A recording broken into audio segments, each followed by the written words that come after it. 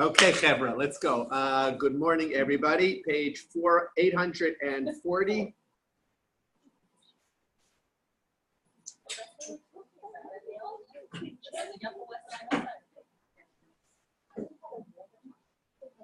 Okay, 840. The Torah tells us where verse 17.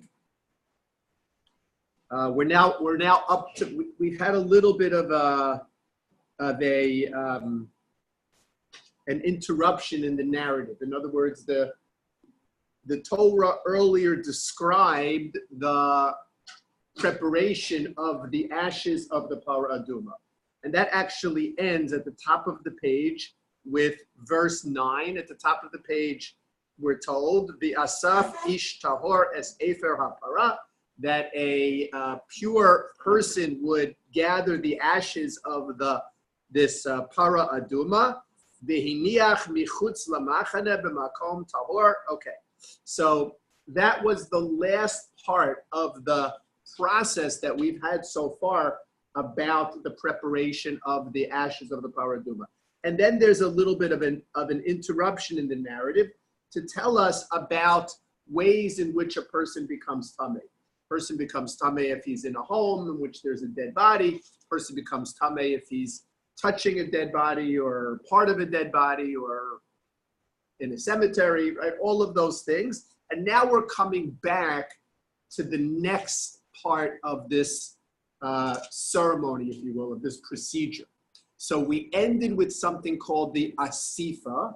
Asifa is the gathering, right? The gathering of the ashes of this Parah Aduma, right? Remember, this Parah Aduma was burnt in sort of like a pit, right? A big pit. The Parah Aduma was burnt, so there was this mixture of ashes and probably bone, right? So the bones have to be separated out, and the ashes, and there were wood ashes and Parah Aduma ashes. So all of those ashes were collected.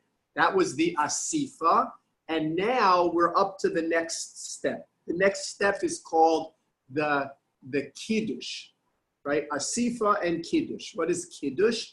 Kiddush is the mixing of the mayim chayim, this pure live water, this rainwater, what we call mikvah water, if you will, this mayim chayim with the ashes of the Parah Aduma. Because the ashes of the Parah Aduma by themselves did not accomplish anything, right? We know that the person who gathered the ashes, he became tameh. He had to purify himself afterwards. So the ashes themselves didn't do anything. But the ashes mixed with water, that mixture did do something. The preparation of the ashes and the water is called kiddush. It's called sanctification. Because what is it really doing? It is creating a sanctification of the ashes and the water mixed together. So that's what we're told in Pasuk 17. V'lakchu latamei me'afar sereifas hachatas. Right? They take for this tamei person, whomever they are sprinkling on, they take for him or her the ashes of the Parah Aduma, v'nasan alav mayim chayim el keli. Right? V'nasan alav mayim chayim el keli. What does that mean? And they place upon it, v'nasan alav, and place upon it, mayim chayim el keli. Right? Water that was in a keli, in a kli.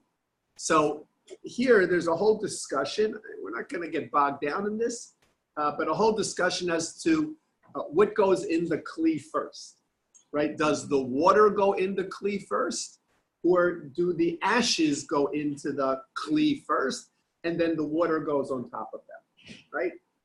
Does it matter? Of course it matters, because we're dealing with halacha. So, right? So of course it matters, all right? It does, in the end result, whether the ashes go in first or the ashes go in last, the mixture is going to look the same. The mixture is going to be the same, but it will be halachically acceptable in one case, and it will not be halachically acceptable in the other case. And that has to do with the fact as when we put the water, the Torah where do we get this from, right? The Torah tells us that when we put the water into the kli, into the jar, it has to be mayim chayim, right? It has to have its status as mayim chayim. Whereas, so that would seem to indicate that first the ashes go in, right? And then the water goes in afterwards. Because if the water goes in first, so then there's a question about that. So that's what it would seem. And of course, it does have a halachic significance as to how the preparation was made. And what did they do? So interesting. I mean, just little things that we pick up from the pasuk. The very first word in pasuk 17 is v'lakchu. That's in the plural. And then when it talks about putting the mixture together, it says v'nasan, which is in the singular, right? Right. So why does it go from the plural into the singular to tell us that if it took two people, in other words, that two people took the ashes, but only one person put the ashes into the mixture, that would be sufficient. There's all of these little things, all of these little procedural notes that we derive from simple things like a change in what's it called? Is it gender? Not change in gender, change in number, right? From the plural to the singular. These are the kinds of things that we. And also, if it says in Atana love, wouldn't the image be that the water goes on top? That the ashes are first, and then the Atana love, then we put upon it. And the pasuk we're looking at. Go ahead. I'm sorry. So ask your question again. In other words, just. Pasuk 17, from the fact that it says v'nasan alav. In other words, I would say that the first thing in this vessel is the ashes, and then upon it, I mean that's the way I would. Right. In other words, if I were reading a recipe, I would say that's the way. Okay, so you're correct, right? If you were reading a recipe, you would say that that's correct. And the Gemara says, don't think because it says v'nasan alav, right? In other words, don't think that it means that the water. Correct. Okay.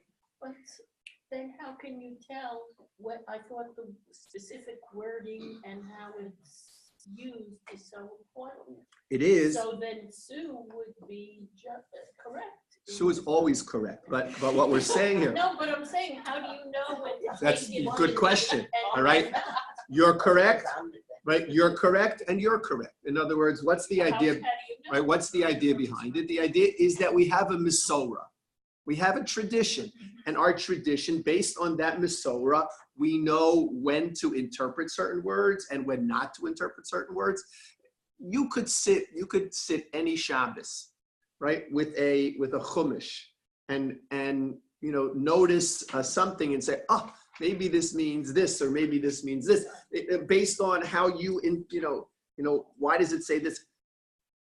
But we have a Masorah that tells us what it means. So in other words, if the Masorah tells us that even though you might think X, it's really Y, right? And so then you have to ask the question, why? In other words, even though you might think X, in other words, even though you might think X, because if you look at the text might indicate X, which is what you were suggesting. In other words, when you look at this text, the text seems to say, V'nasan alav Mayim Chayim El Keli, that you put the water onto the ashes, right? Step one, right? If you're doing the recipe, right? Step one, take the ashes, put the ashes in the jar. Step two, take the water, put the water on top of the ashes in the jar. That's what, that's how, right? That would make sense based on the pasuk, based on this recipe.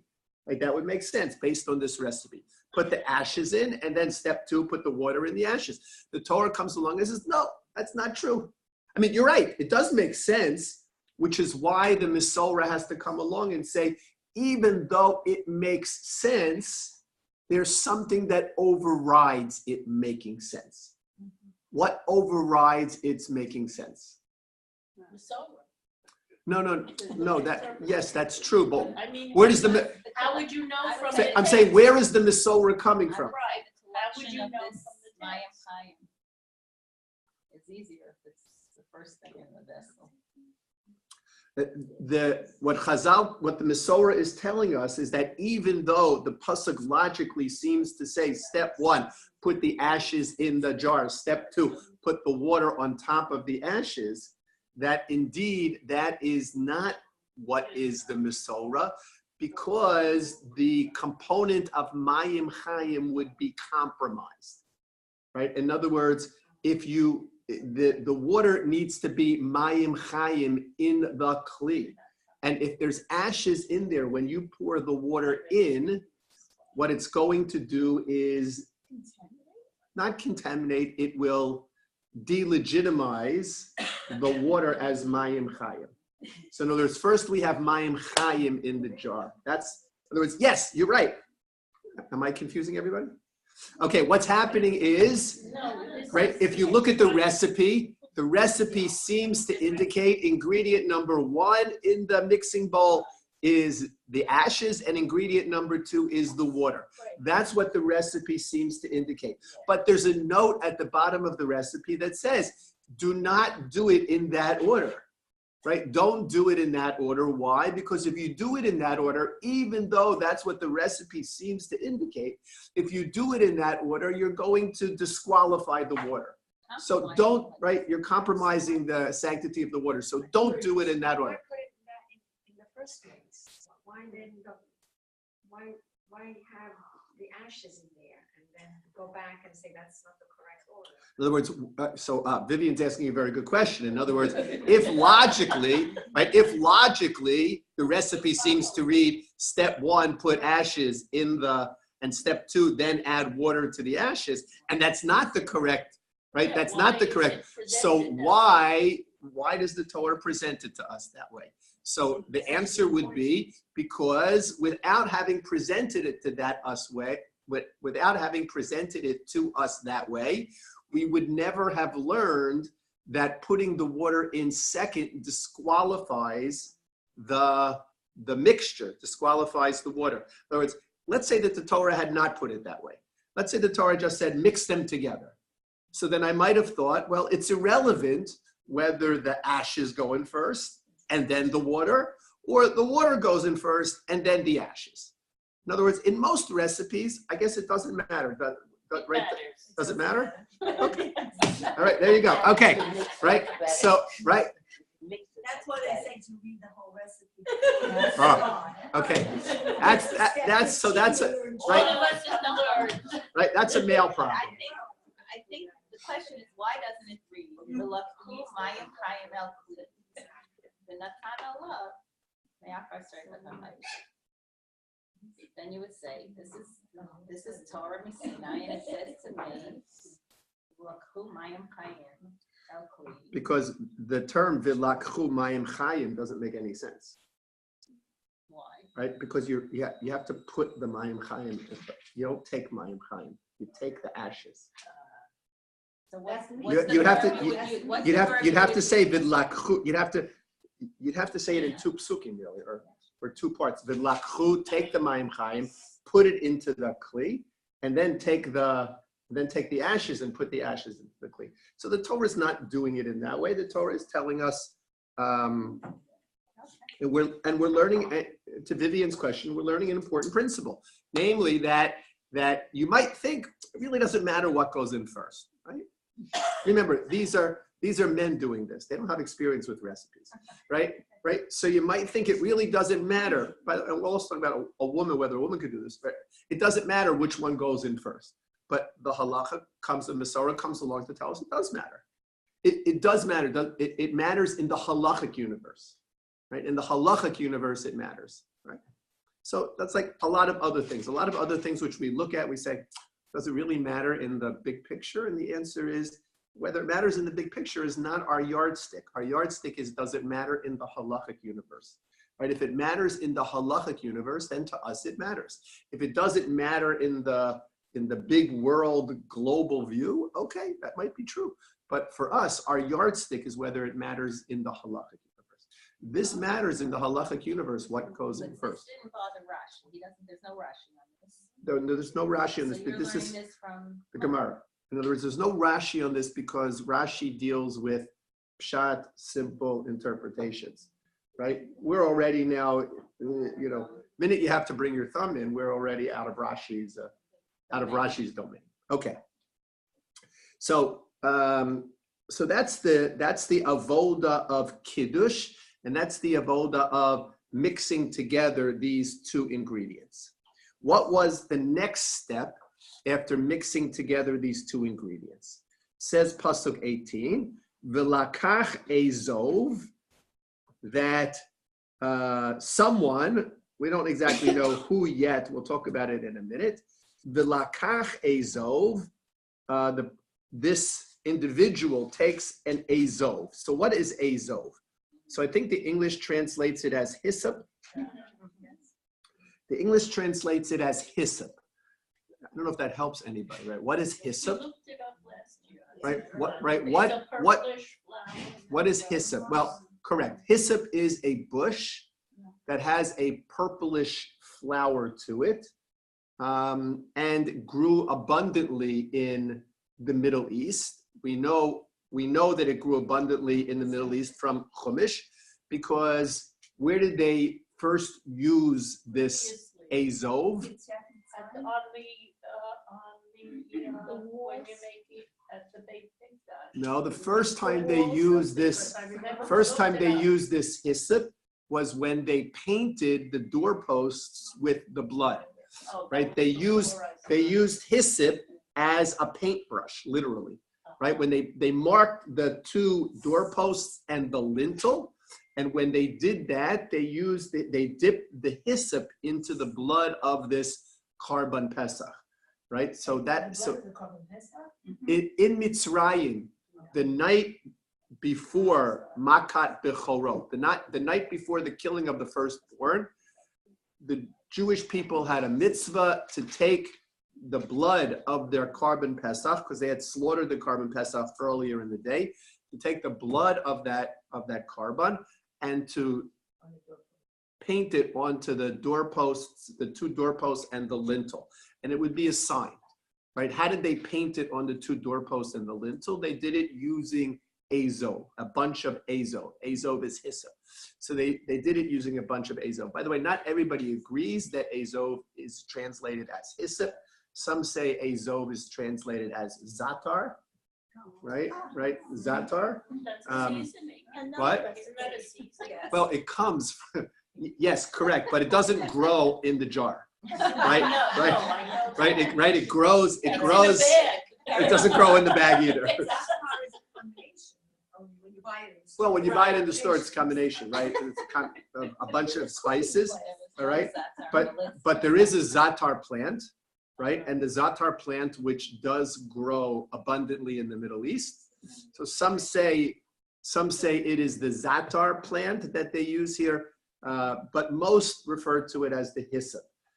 We'll call it the azov, because that's the best way to do it. It's just to call it the azov. It's like translating Tum and Tahara. We'll call it the azov. Interesting, the Gemara talks about this azov. It seems there were different varieties of azov, right? So it says the Gemara, it can't be the different varieties of azov. In other words, it has to be the azov that you look at and say, oh, this is an azov. All right, I'll give you a hint. I'll give you a mashal. Okay, here's the mashal. When I was growing up, you could identify the bread that was served on Shabbos as challah. Right? There was something called challah. Everybody knew what challah was. There were two variations. There was egg challah, and there was water challah. Those were the two variations, right? Those were the two variations. Okay. Today, if you go into a bakery, we're talking about bakeries. Today, if you go into a bakery to buy challah, and you ask for challah, so they want to know, what kind of challah do you want? Do you want challah with chocolate chips? Do you want challah with zatar? Do you all pretzel challah, right? All these different kinds of challah, which maybe we'll have a shiur one day on whether or not they complicate the bracha of hamotzi, right? All these different kinds of all these different, maybe we shouldn't have the shira, all these different kinds of challah. The best thing to do is to make your hamotzi on traditional egg or water challah, and then have whatever you want of the other challah. All right, so you have, in other words, there's something called challah, right? If I would say to you, my wife would say to me, go to the store and buy challah. So what would I do? I'd go to the store and I'd buy regular challah, either egg challah or water challah. I'd probably go to the store and FaceTime her and show her the challah and say, which challah do you want? Which is a phenomenon in itself in Everfresh. You can find husbands FaceTiming their wives in Everfresh any time of day or night. I call my husband because he's very particular about which challah. So And why my don't you just send him grandkids- shopping? Oh, I do. Okay, good. But if All right. Then he buys 10. I don't All right, so the idea is there's something generic called challah, and then there are specifics to this challah, okay? So the same thing by Azov. They had something called Azov. Anybody would look at it, they would say, that's Azov. So that, says the Gemara, that's the Azov that we're looking for. We're looking for the Azov that the average person looks at as, that's Azov. Not they had a Persian Azov, they had a blue Azov. In other words, they use these things for all kinds of medicinal purposes and cooking purposes. The Azov had a minty kind of flavor to it. They used it for flavoring. They used it for illnesses. Mint is good to open up the sinuses, right? They used it for flavorings, right? So all different kinds of Azov. This, says the Gemara, is the generic Azov, right? The regular Azov, a person looks at, that's Azov. So what happened? So this individual had to take the Azov, vitaval. Now, when he took the Azov, what does it mean, take an Azov? Did he have to dig up the whole bush? In other words, Azov grows, let's say it grows, it grows everywhere, right? So what did they have to do? Did they have to dig up a whole bush? A bunch. What's a bunch? It's halacha, right? What's a bunch? There's no such thing as a bunch, right? We have to define what's a bunch, right? What's a bunch? So Rav Shimshon Raphael Hirsch says that ideally it had to be 3 twigs of Azov. 3 twigs of Azov, right? That's what you used. You used 3. Based on what? He's sprinkling ability. So all those hundreds of years, nobody knew how many. No, he's just bringing what's discussed in the Gemara. He's bringing what's discussed in the Gemara about how to define this bundle of Azov. The Gemara talks about how to define this bundle of Azov. So where else do we have Azov that we might need to look at and see the source for how it's defined? So we mentioned Yitzias Mitzrayim. So flip back in your Chumashim to Chumash Shemos.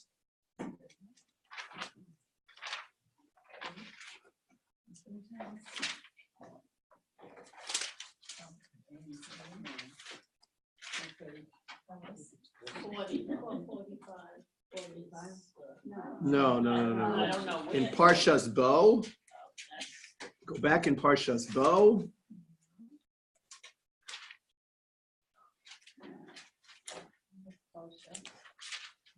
Page 354. 354 at the bottom of the page. So 354 verse 21, Vayikra Moshe l'chol ziknei Yisrael, that Moshe called all of the Zikanim. Remember, this was how messages were transmitted, right? Moshe called the Zikanim and said to the Zikanim, okay, you guys go out and you tell your people, and their people what. That's how the message was transmitted.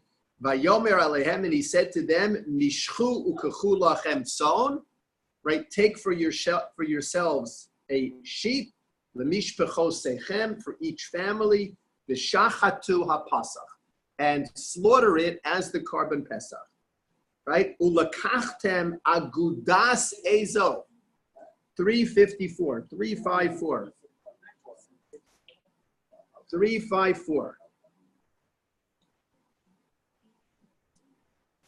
Right? Ulakachtem, and you shall take agudas ezov. What does agudas ezov say? a bundle, a group, a bundle, a gathering of kissa. Okay? We know that there's an organization in America called Aguda. Right? Why is it called Aguda?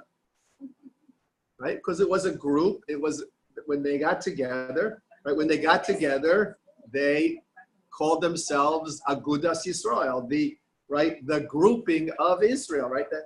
Agudas Yisrael. When you put together your lulav, your hadassim, and your aravos, it's called la'agei, to bind them together. Right? These three things. So an aguda is a grouping, a connection. So you had to take an agudas ezov. Look at Rashi at the bottom of the page. Left column of Rashi in the bottom of the page. Agudas ezov, says Rashi, Gimel kolachim kruyim aguda. Right? What does he say? 3 branches is called an aguda. 3 branches is called an aguda. Right? I don't want to say that to Agudas Yisrael, that they have to have all branches of Judaism involved. But 3 branches is called an aguda. So, says, that's what the Gemara Maseches Sukkah says. Right? I was just Now, trying to say, did they get that from the connection, correct. Right, so that's what the Gemara in Maseches Sukkah.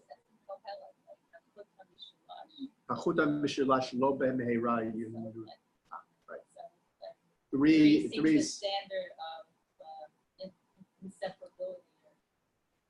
Nice. It's a nice idea.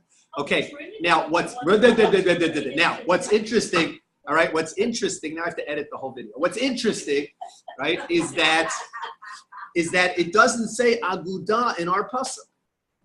Right? It doesn't say aguda in our pasuk. It just says in our pasuk, vilakach, back to page 840.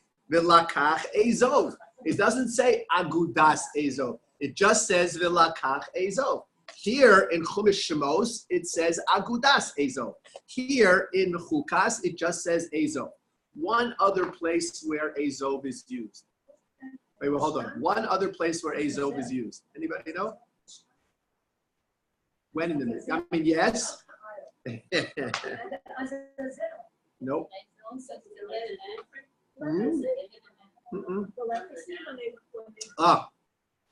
When the person who had sara'as, right, would finish his period of tuma and would come to the Mishkan or to the Beis Hamikdash to become tahor, let's look and see what's described. Raylene, did you find the page yet? Yeah, it's just in my head. Okay. Okay, so we're going to look in, where is it? In Chumash Vayikra, in Parshas Mitzorah. Okay, let's see. Okay, page 600 and, well, that's the house. Okay, let's go.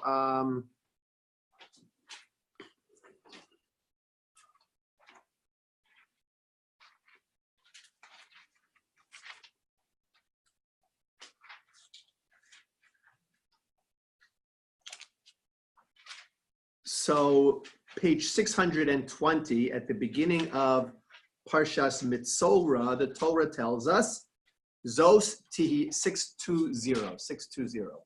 Zos Tihiyeh Toras HaMitzorah. This is the law concerning the Mitzorah, the person who has tzaras. Biyom Taharaso, on the day when he becomes Tahor, Behuva El HaKohen. Step number 1, he comes before the Kohen. V'yatza HaKohen El Michutz LeMachaneh. The Kohen goes outside, right? V'ra'ah HaKohen v'hinei nirpa nega hatzaras min hatzarua. And he sees that the person is no longer tameh. In other words, he has to be examined. The person can't be brought to the Kohen completely because he can't come into where the Kohen is. Can't come into a place which is Kodesh.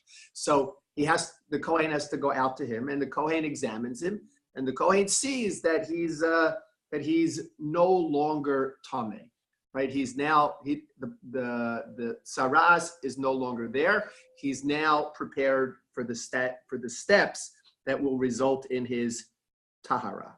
So pasuk number 4, V'tziva HaKohen, the Kohen gives the command, V'lakach lamitaher, and what's taken is shtei tziporim, 2 birds, chayos, who are alive, tahoros, okay, ve'etz erez, here it's referred to as eitz erez, right, ushni tolas, and in addition to the cedar tree, you had to take a thread of tolas, which is crimson, ve'ezov, and what? And ezov, which is hyssop. But does it say in agudas ezov? No, it just says ezov. And if you look a little bit further on, the Torah tells us, what are you supposed to do? So you're going to take mayim chayim, and you're going to take the blood here, and you're going to mix all of these ingredients together, and then they get sprinkled onto the individual, right? They get sprinkled onto the individual, but they don't get sprinkled with the hyssop in this case. How are they sprinkled onto the individual? The Kohen sprinkles them onto the individual. V'lakach, pasuk Yud Daled, page 622, verse 14. V'lakach HaKohen midam ha'asham v'nasan HaKohen al tenuch ozen amitaher, on his ear, his right ear, v'al bohen yado ha'yemanis, and on his right thumb, v'al bohen raglo ha'yemanis, and on his right big toe. Did you ever hear this before? Right? So, right, that's the process of tahara. In the case of the mitzorah, the azov gets put into the mixture.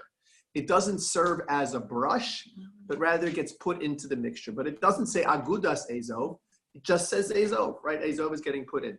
Here, in our chumash, in chukas, we're using it as a brush the same way it was used in Shmos, right? In Parshas Bo. The same way it was used to paint the doorposts, so too we're using it as a paintbrush, because we're going to dip it into the mixture, and we're going to get this mixture of water and ashes on the azov, and we're going to flick the azov at the individual, sprinkling water and ashes mixture on the individual, okay?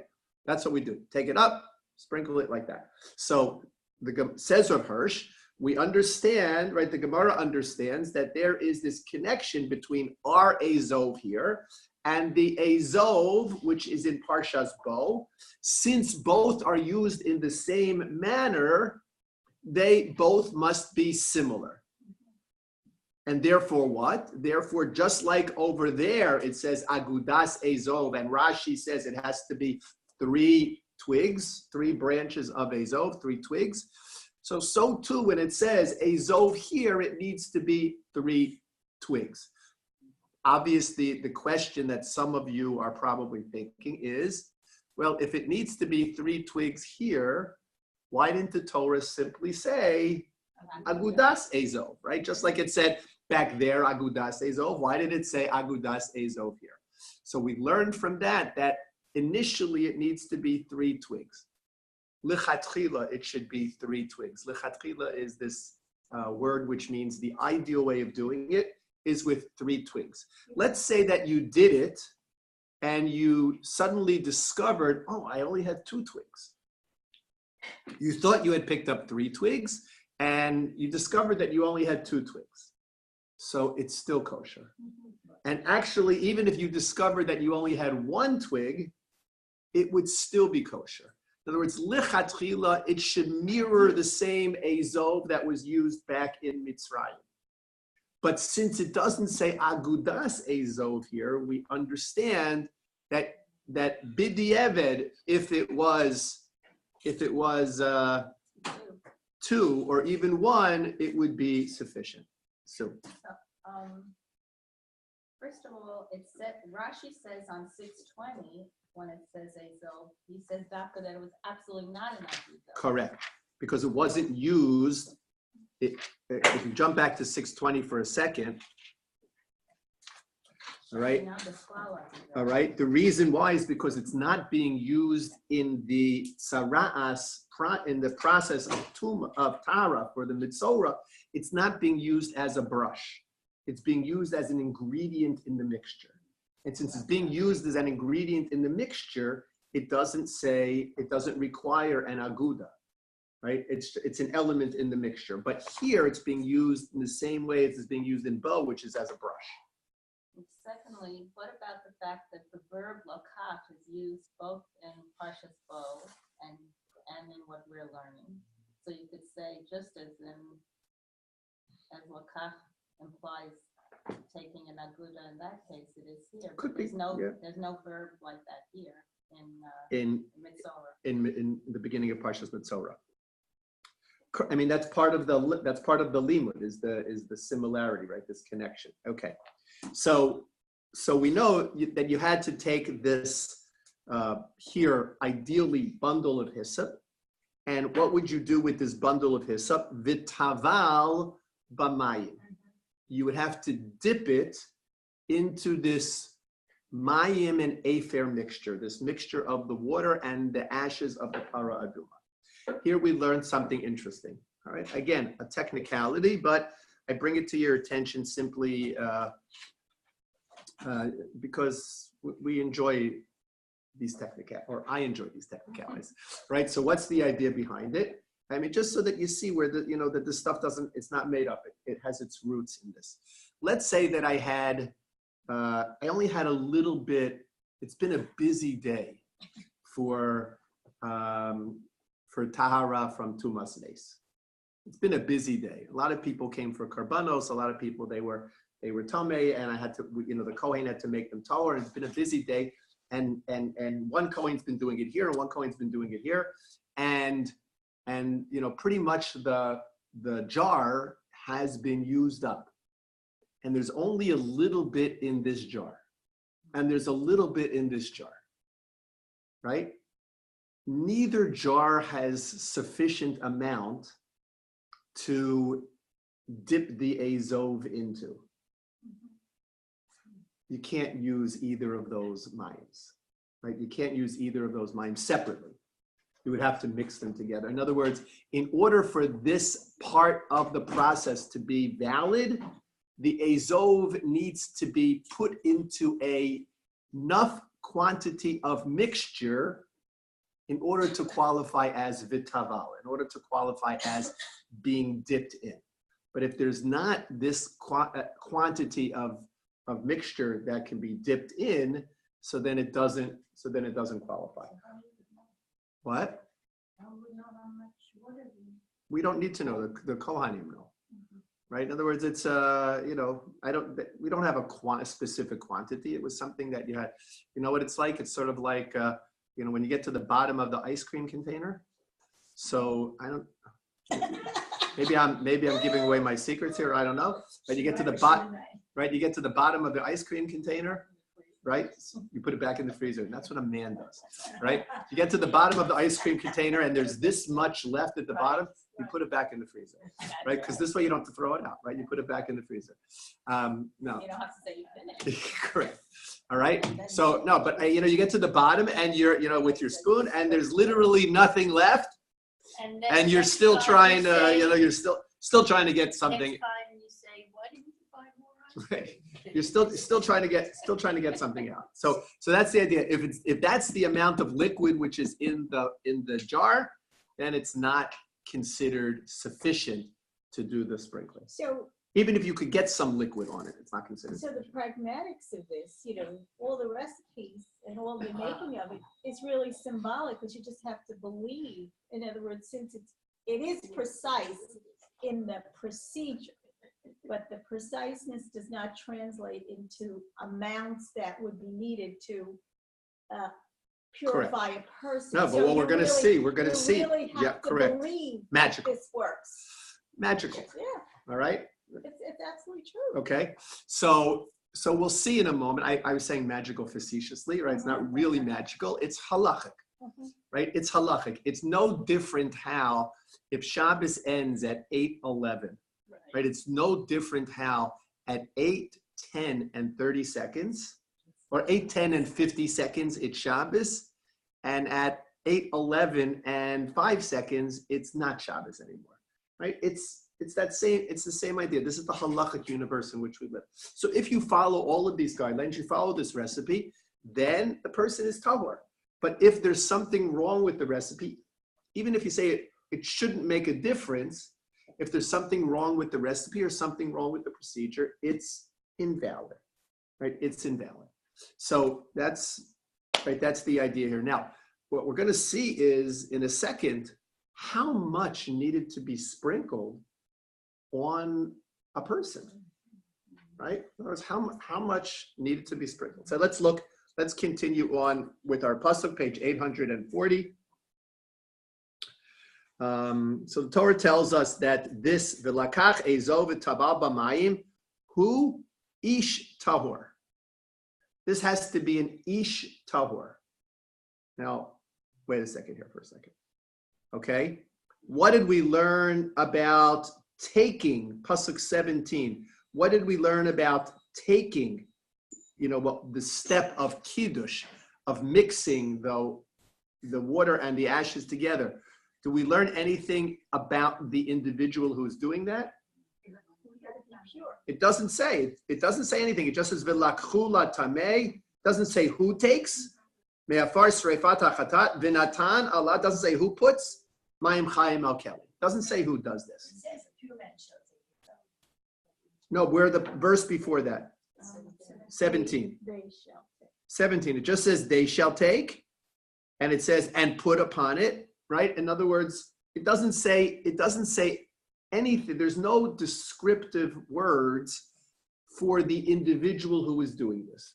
Okay, if there's no descriptive words for the individual who's doing this, what am I forced to do?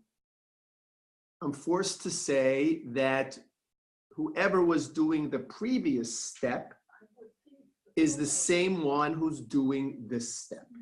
In other words, if the Torah wanted to change something, it would have had to introduce a new description. If it doesn't introduce a new description, I say, whoever was doing the asifa, that's the person who's doing the kiddush. Right? Whoever is doing the asifa, that's the person who's doing kiddush. Remember, in the recipe, the asifa, the gathering of the ashes, preceded the kiddush, the mixing of the ashes and the water. So whoever's doing the asifa is doing the kiddush. Who's doing the asifa? Where do we find that? Look at the top of the page. What does it say? The asaf ish tahor, right? What does it have to be? It has to be an ish tahor. It has to be a pure person. It has to be a pure person. Now, when we learn there, it has to be a pure person, right? Ish tahor. The Torah is telling us that there are two requirements for this individual. Number one, it needs to be an ish. And number two, it needs to be tahor. Now, we've learned previously on 24, we've learned about when it says ish, it has certain requirements to it. So for instance, an ish comes to exclude someone who can't be clearly defined as an ish, right? We learned the halachic terminology is an andronogos. Right? The English terminology used to be an androgyne, right? Or a hermaphrodite, but now that's no longer politically correct, right? Anybody know what the politically correct term is? Transgender? No. We're talking, in other words, the Gemara is, the halacha is not talking about an individual who is making a gender identity choice, right? We have that today in our society. Our society, people choose their genders, right? So we're talking about an individual who possesses both male characteristics and female characteristics. No. Right? We're going to have to talk afterwards, Beverly. All right, what's this idea? Right? Right? Anybody know what the terminology is? I mean, I didn't know what the terminology. It's called an intersex. A person who is intersex. It's on Billiam. I They have heard these Middlesex, androgynous. I heard Middlesex, there was a book. Middlesex County. No, there was a book, Middlesex, which is All right, described. I don't know. Intersex seems to be the politically correct term to describe someone who is born with physical qualities that are ambiguous, meaning sometimes both male and female that are externally visible, and sometimes that are not externally visible. Genetically, what's the genetic determination? It's ambiguous. It's actually a Right. genetic. It is a genetic ambiguity, right? It's a genetic ambiguity. So, right. So it used to be at one point, you know, I mean, this is not new to our society, Parents right? decide. This has been in the world for a long time. There have been children born like this. In many communities, they were killed, right? They were killed. They were considered freaks of nature, and they were killed, right? They were killed. You know, We still have them today? of course, yes. But this still. There are annual intersex gatherings. There are. I have to put it down. Right? Don't put it down in your calendars, right? No, but I mean, this is reality. HaKadosh Baruch Hu, for whatever reason, and we don't understand, HaKadosh Baruch Hu created people like this in the world. Right? HaKadosh Baruch Hu created people like this in the world, and there's a clear, identifiable genetic indication, right? Or clearly visible identification. We're not talking about somebody who is a male and chooses to identify as a female, or somebody who's a female and chooses to identify as a male. We're not talking about that. We're talking about somebody who is genetically ambiguous, okay? It's sterile. Correct, that's correct, okay? It used to be called frigid, right, which was also politically incorrect these days. You can't say anything, Okay. Rabbi. That's the end of it. Okay, all right, so we learned, right? A bunch. Right? So what did we learn? So we learned that when the Torah says ish, it's coming to exclude something else, right? The word ish is coming to exclude something else. So one of the things we learned was that ish is coming to exclude a person who is of ambiguous sexual identity, an intersex person. It's coming to exclude an individual who's even if we say that this individual is a male whose genitalia are covered up, there is a term for that called a tumtum, right? There's a term for that. So, you know, these are I'm learning so much. right. These are halachic. I'm going to do a lot of editing. These are halachic, right? Halachic categories based on real life. So they were aware in this time and age, so they were just as aware, and the way they dealt with it was setting up these limits as Correct. who could come into the sanctuary. Correct. That's That's to correct. keep it That's pure. Or are we That's- reading that It's only into when it? the word ish is in this Right, context, whatever. Like Correct. when Moshe kills whatever, Vayaki and ish. I mean, there's five references to ish. No, so right. That's Misorah. In other words, we need our Misorah to tell us when we should darshan the word ish and when ish doesn't indicate anything. So for instance, Sue is referring to the case in 2 weeks ago in Parsha Shmos, where Moshe Rabbeinu goes out to kill the Mitzri. Is it 2 weeks? 1 week? 1 week. Right? Goes out to kill the Mitzri, and it says, Vayar ki ein ish. He sees that there is no ish. So one interpretation is that Moshe Rabbeinu simply looks around and sees there's nobody else there, and he can kill this guy and not be caught, so to speak. But the deeper interpretation, which we're brought, and this connects to the concept of what is an ish, that Moshe Rabbeinu looked into the future of this Mitzri and saw that there was no one who was going to be, no one destined to come from this Mitzri who would, I don't know how to say this, but who would what? Who would be good, who would be productive, who would be worth saving, so to speak. So as a result, because when you kill an individual, you know what we say, right? Whoever kills one individual is if he's killed an entire world. Whoever saves one individual is if he saved an entire world. So the idea is not just this individual, but it's, it's down the road. It's down the road. Now, for a Moshe Rabbeinu who had the ability to have this prophecy, this level of closeness to a Kadosh Baruch Hu, so Moshe Rabbeinu was able to see that there was no one destined to be born from this Egyptian. There was no one in this Egyptian's line of descent who was worthy of saving, right? And therefore Moshe Rabbeinu was able to kill this Egyptian. Now, clearly, I mean, it's interesting. We don't have that requirement. When Bezdin decides to kill someone based on the laws of evidence, Bezdin has no way of knowing, who's destined to be born from this individual, right? How do we know that we're not killing someone whose great grandson is going to discover a cure for whatever? And the answer is we don't. But that's not our responsibility. In other words, a Kadosh Baruch Hu says to us, you have to do this. The rest is on my head. You do this, you make sure that you follow these laws, you make sure that you follow these guidelines. If you follow these laws and you follow these guidelines, so okay. So then you can't feel a responsibility for what would have happened down the road. Or the reverse scenario, who is it that said he's not going to have children because Chizkiyahu, right? Chizkiyahu HaMelech, right? Chizkiyahu said, I'm not going to have kids because I see they're going to go off the derech, and HaKadosh Baruch Hu nearly killed Chizkiyahu for that. So it's not your job. And that's not your job, right? Your job is to have the kids. Okay.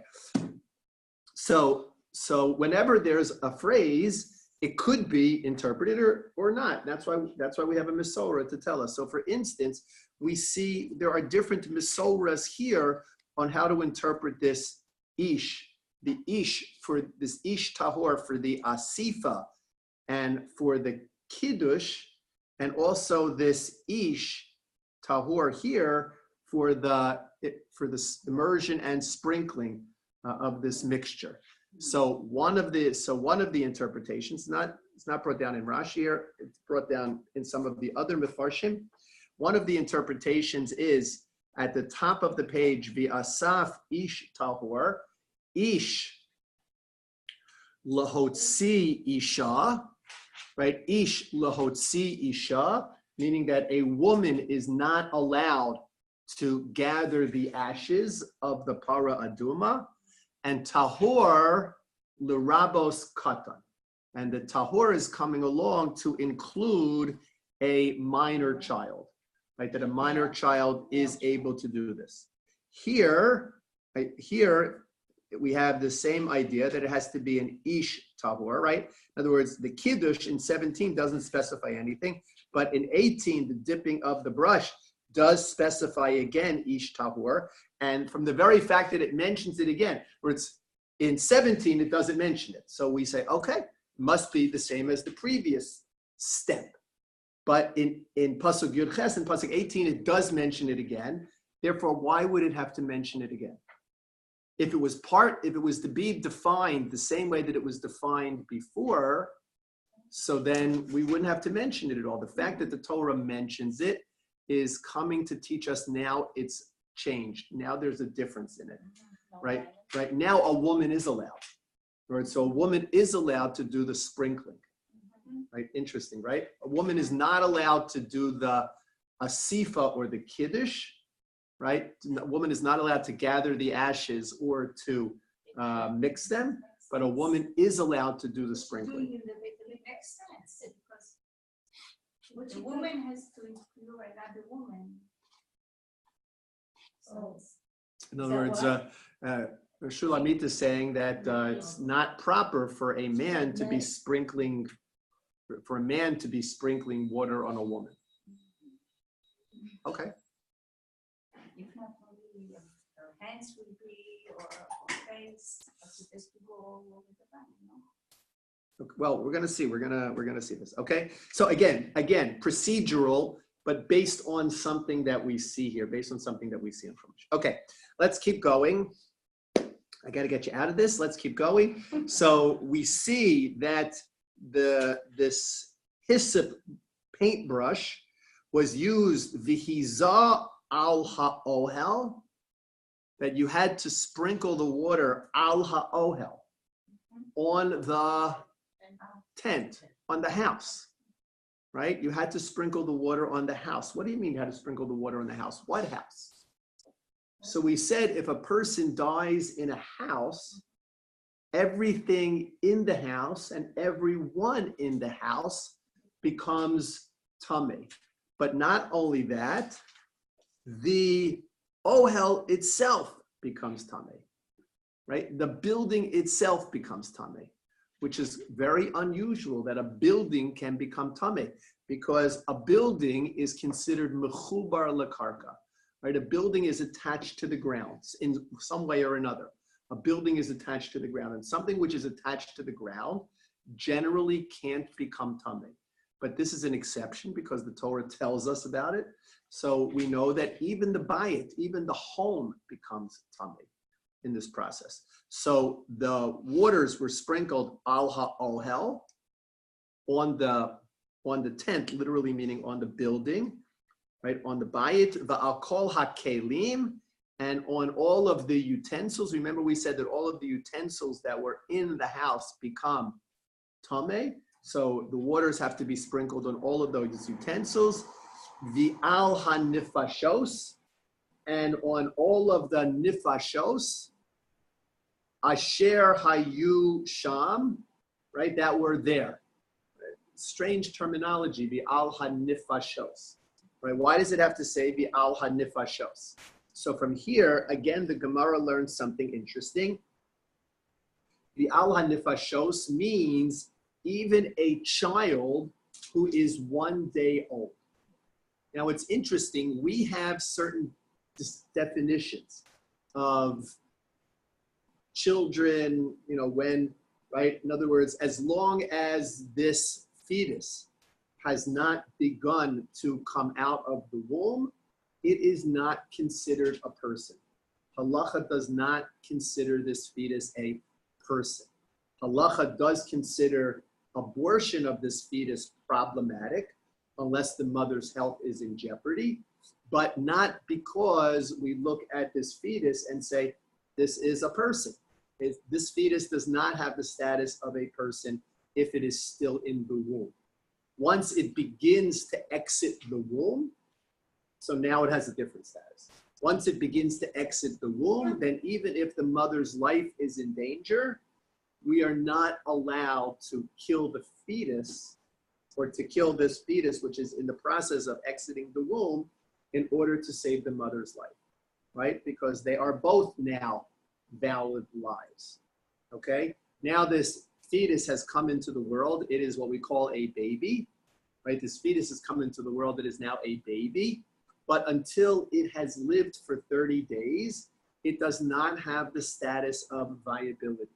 So if this baby, which is born full term, if this baby passes away, Rahman al-Islam, God forbid, at the age of a day or at the age of 2 weeks, so then there is no avelus for this baby. The baby has to be buried, of course, but there is no avelus for this baby.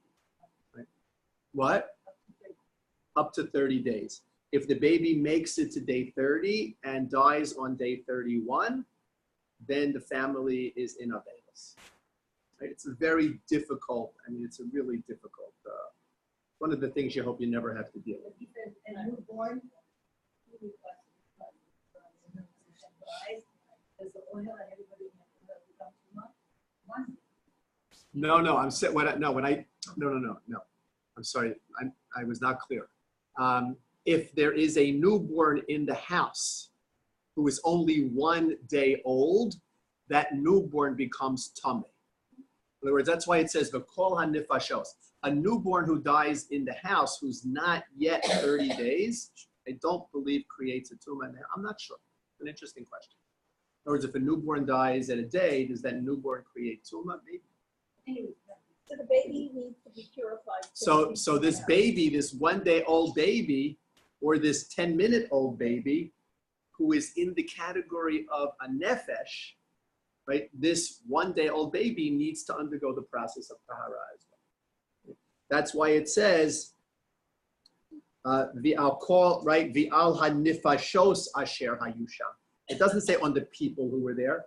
it says the al hanifashos on the nefeshes that were there.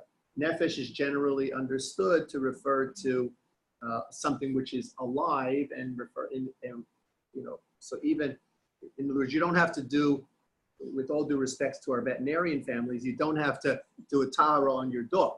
In other words, if your dog happened to be in the house, right, you don't have to do a tahara on your dog or your cat or your goldfish. I guess goldfish lives in the water. Right? You don't have to do a tahara on any of those, but if there's a 1 minute old baby, you would have to do a tahara on that baby. Okay. So not only that, but v'al hanogeya ba'etzem o bechalal o b'meis o b'kaver. Right? Not only that, but we also learned that a person can become tamei meis, not simply by being in the house, but by touching, right? If the person is not in the same house, they don't share a common roof, but by touching a bone or a grave, something like that, so the person can become tamei. So this water, this mixture, is used in all of these situations where a person became tamei. Okay. Can you be a conduit for tamei without being contaminated? No, you can't be a conduit for tuma without being tamei, without yourself becoming tamei. Okay. Right? You can't be a conduit for tuma without yourself being tamei. Okay. So I don't believe so. Okay. So let's continue on. So pasuk 19 now, we know, and we've learned this before, we're just being told because it's part of the process now. V'hizah hatahor al hatamei bayom hashlishi u bayom hashvi'i v'chit'o bayom hashvi'i v'chibes begadav v'rachat b'mayim b'taher ba'aretz. Okay, so as we continue with this process, we know that on the 3rd day he was sprinkled, on the 7th day he was sprinkled, and then that 7th day, which was the culmination of the process, he would go to the mikvah, and after nightfall, he would then become tahor. Okay, that was the process. Now, how much needed to be sprinkled on an individual, or how much needed to be sprinkled on a house? I mean, think about it. You could have a person dies in a house, which is generally where people died.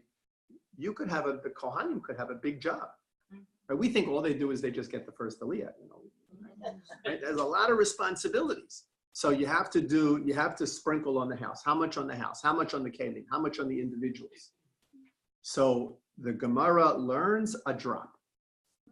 Right? That as long as a drop of the mixture is sprinkled anywhere on the individual, that individual becomes tahor at the end of this process.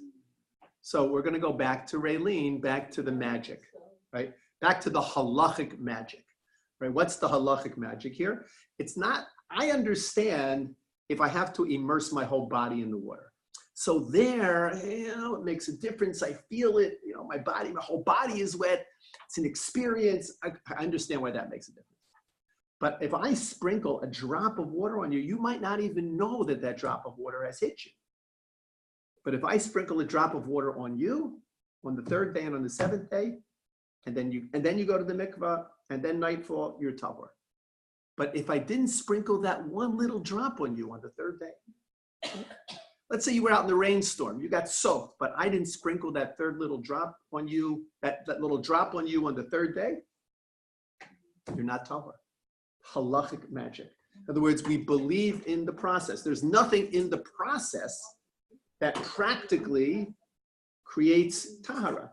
Tahara is, tuma and tahara are magical states in this halachic universe in which we inhabit, right? A person who's tamei and a person who's tahor, if they sit right next to each other, do not look any different. They don't sound different. They don't look different. They don't smell different, okay? But they are different. So if you're tamei, you transfer your tumah to somebody? You can transfer, So if in you are this tamei. case, So on the 3rd day he's being sprinkled, and on the 7th day, and first at night he becomes tahor.